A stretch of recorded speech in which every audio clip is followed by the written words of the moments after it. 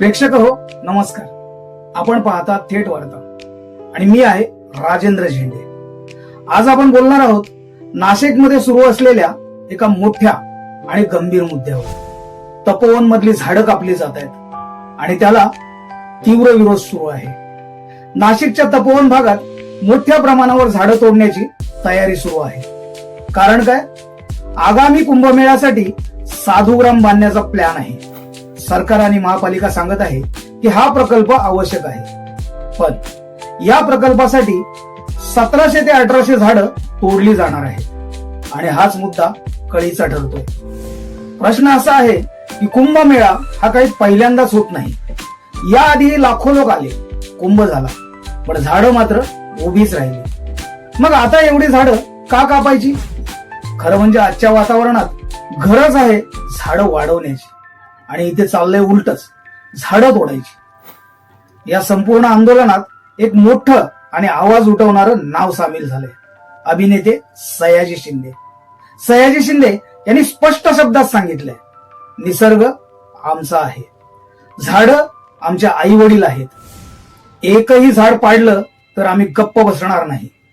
त्यांच्या या विधानामुळे वातावरण आणखी तापलं आहे. ते फक्त बोलत नाहीत, ते नागरिकांसोबत जागेवर उभे आहेत. झाडांना मिठी मारणाऱ्या लोकांसोबत तेही उभे आहेत.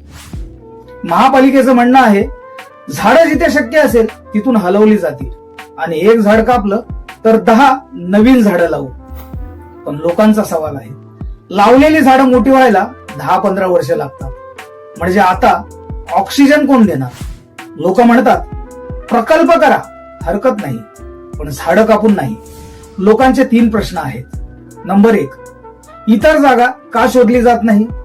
नंबर 2, वाढणारी वायू प्रदूषण कोण थांबवणार? आणि नंबर 3, निसर्गाच्या बदल्यात विकास योग्य आहे का? ही लढाई फक्त झाडांची नाही, ही लढाई विचारांची आहे.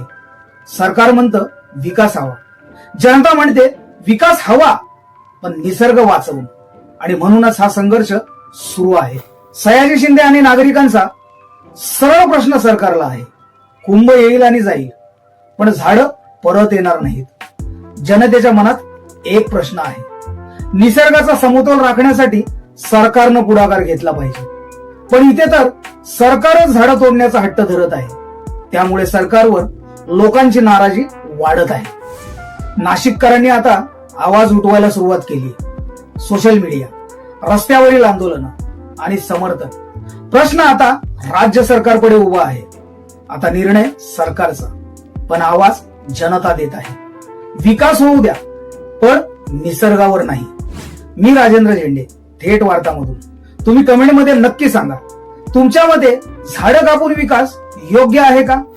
हा व्हिडिओ शेअर करा, लाईक करा आणि अशाच अपडेट्ससाठी चॅनलला सबस्क्राईब करा. धन्यवाद.